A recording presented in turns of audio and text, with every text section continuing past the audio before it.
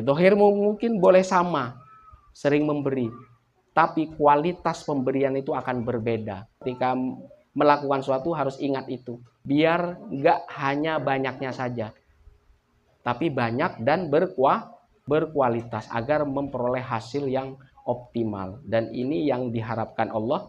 Seperti apa? Yang seperti tercantum di dalam ayat Al-Quran, Rabbana atina fid dunya hasanah wa fil akhirati hasanah wa qina adzabannar.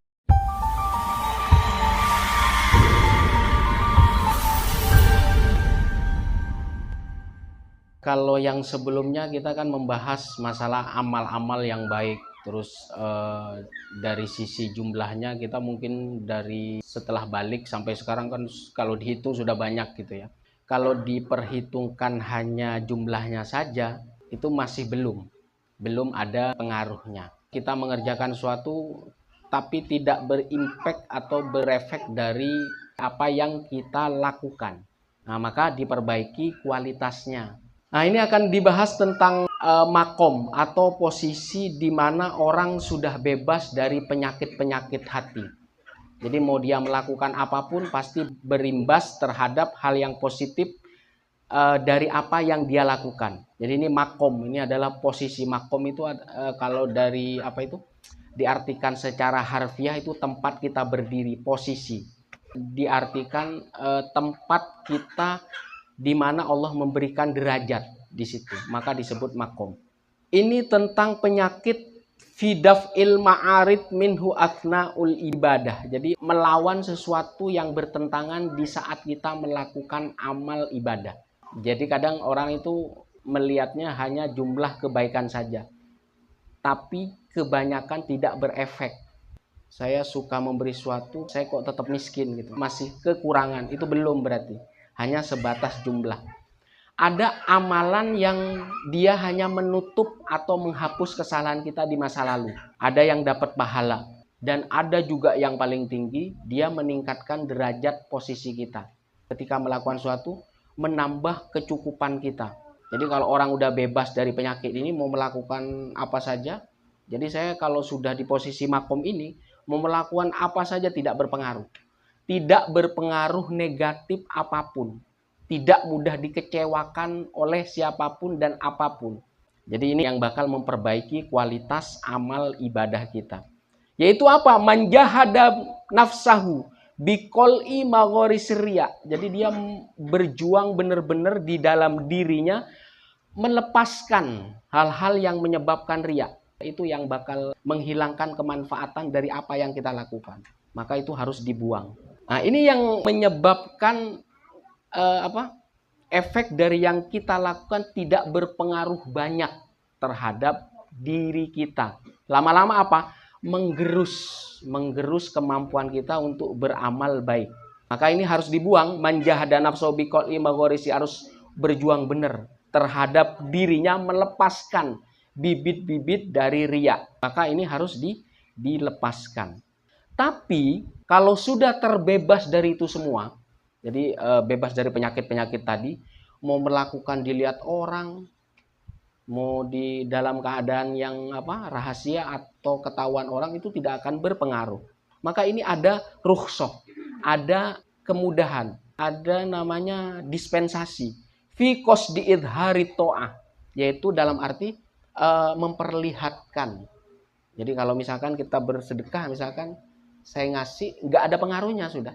Ini bagian dari syiar, mencontohkan, menjadi teladan agar apa? Agar diikuti banyak orang. Ini keterangan tentang rukhsah atau dispensasi fi qasdi idhari ta'ah. Saya ingin memperlihatkan amal saya. Apa? Biar dicontoh. I'lam anna fi israril a'mal faidatul ikhlas wan najat minar riya. Memang jarang sekali orang kuat ketika amal ibadah diperlihatkan, pasti ada riaknya. Tapi kalau masih belum kuat, maka bisa disembunyikan amal itu. Tapi kalau sudah kuat, boleh diperlihatkan. Israril a'mal faidatul ikhlas wan najat minar. Memang itu faidah ikhlasnya kalau kita bisa menyembunyikan. Jadi bukan masalah dia memperlihatkan atau menyembunyikan, enggak. Tapi posisi yang ada di dalam hati kuat atau tidak. apa tumbuh di dalam hatimu tuh bibit-bibit riya. Nah, ini yang penting. Jadi kalau sudah yang hatinya kuat, batinnya kuat, mau diperlihatkan, itu tidak menjadi hambatan atau tidak mengurangi manfaat dari apa yang kita lakukan dari kebaikan itu. Kalau masih belum kuat, bisa apa? Disembunyikan. Wa fil idhar fa'idatul iktida' wa targhibun niyas fil khairi. Tapi kalau dia memperlihatkan, itu banyak manfaatnya, banyak faedahnya. Apa? Biar diikuti orang-orang, biar dicontoh orang lain, agar orang lain tuh bisa senang terhadap perbuatan ini. Nah, memang kualitas seperti ini itu Allah yang tahu, hanya kita yang tahu. Maka kalau kita pengen merdeka, maka ini harus kuat di dalam hatinya, dalam kondisi apapun, mau disembunyikan atau diperlihatkan. Kita sering misalkan ada istilah lahir batin, ya kan, lahir dan batin itu jangan digunakan waktu hari raya saja, itu setiap waktu sebenarnya. Jadi yang dohir baik, yang batinnya baik. Lihat misalkan orang yang selalu batinnya baik, itu akan terpancar aura positif, pasti kalau dilihatnya itu enak gitu. Apalagi waktu kita berdagang atau berbisnis, atau misalkan ada sales gitu. Jadi kalau misalkan barang yang berkualitas baik, bilang yang seperti ini. Kalau dia ada di bawahnya kualitasnya, ya bilang. Maka itu menjadi pancaran dari batin kita yang baik. Jadi kalau itu sudah kuat, maka mau diperlihatkan tidak ada masalah, mau disembunyikan juga tidak ada masalah. Tapi kalau masih belum kuat diperlihatkan, maka bisa disembunyikan. Untuk mempertahankan apa? Untuk mempertahankan keikhlasannya. Nah, itu seperti itu ya. Jadi memang yang dibahas di sini adalah kita sudah terbebas dari penyakit itu. Penyakit riya sudah terbebas apa? Bagaimana bisa menampakkan kebaikan itu? Agar apa? Biar ditiru orang banyak. Biar dicontoh. Jadi fil idhar faidatun. Jadi penampakan tadi, penampakan apa yang kita lakukan dan itu baik, itu apa? Faidatul iktida. Biar orang-orang itu bisa mengikuti. Wa targhibun nas fil khair, agar orang-orang juga menyukai apa yang kita lakukan. Nah, tinggal memanajemen batin kita. Batin yang luar biasa yang ada di dalam hati terbebas dari penyakit-penyakitnya, itu bermanfaat ketika Allah menurunkan banyak rezeki. Kalau Allah misalkan menurunkan banyak rezeki itu kita sudah kuat, nggak mungkin sombong sudah. Pasti banyak memberi dia. Tapi meskipun Allah menurunkan banyak rezeki, tapi batin belum kuat, apa yang terjadi? Akan meluber semuanya, bocor. Jadi rezeki yang sudah banyak itu udah bocor. Itu kenapa orang dikasih banyak lama-lama apa? Cepat turun kan? Karena batinnya belum kuat. Saya sering mendawamkan zikir la haula wala quwata illa billahil aliyil azim kanzun min kunuzil jannah. Itu agar kita kuat memegang kenikmatan yang banyak itu dalam kondisi kebahagiaan, tidak berpengaruh apapun. Jadi efek dari itu apa? Positif terus dia. Jadi mau ditampakkan seperti yang dibahas tadi, itu tidak akan membahayakan dia. Bahkan banyak dicontoh oleh orang-orang yang melihat amal baik kita. Faidatul iktida wa targhibun nas fil khair.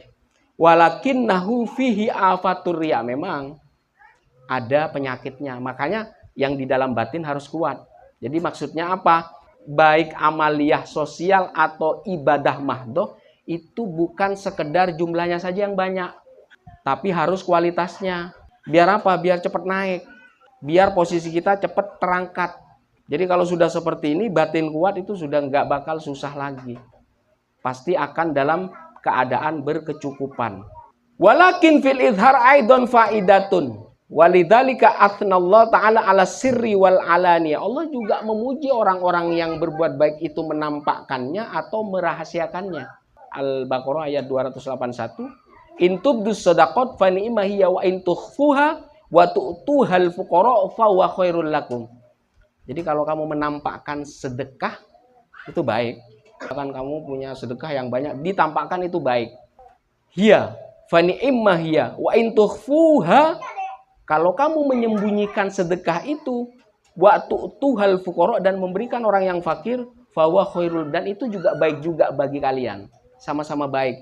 Tinggal apa? Pengendalian yang ada di dalam batin kita. Kuat atau tidak. Memang sama-sama memberi. sama-sama sedekah, tapi hasilnya berbeda. Karena tergantung apa kekuatan yang ada di dalam batinnya.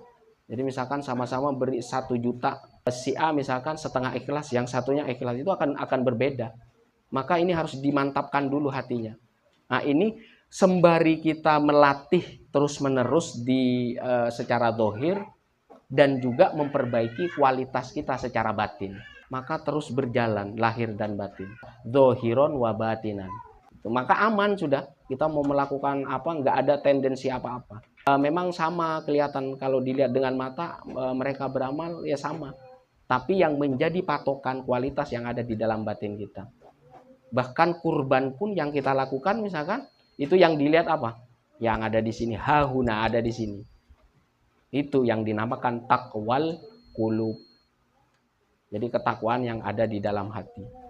Jadi misalkan orang yang selalu seperti itu kalau dilihat tuh enak aja. Menyampaikan apapun permasalahannya itu enak dilihatnya. Mau mendengarkan sesuatu enak. Itu apa? Itu munculnya dari batin yang bersih. Mau diperlihatkan, mau disembunyikan, tidak ada pengaruhnya sama sekali.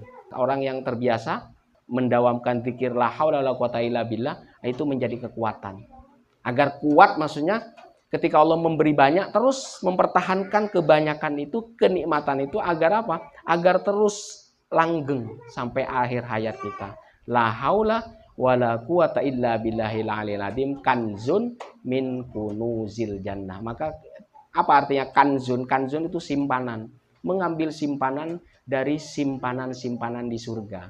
Ini saya ambil dari hadis Rasulullah SAW. Kanzun min kunuzil jannah. Itu. Disangkanya rizki yang banyak nggak butuh kekuatan, butuh kekuatan. Jadi kalau itu tidak punya kekuatan maka akan meluber. Jadi hartanya akan sia-sia dia. Akan cepat habis. Nah, maka kalau pengen langgeng, perkuat batin agar apa? Agar mempertahankan keikhlasan yang ada di dalam hati. Zahirmu mungkin boleh sama, sering memberi, tapi kualitas pemberian itu akan berbeda. Itu seperti itu ya. Ketika melakukan sesuatu harus ingat itu. Biar nggak hanya banyaknya saja, tapi banyak dan berkualitas agar memperoleh hasil yang optimal. Dan ini yang diharapkan Allah. Seperti apa? Yang seperti tercantum di dalam ayat Al-Quran. Rabbana atina fid dunya hasanah wa fil akhirati hasanah wa qina adzabannar.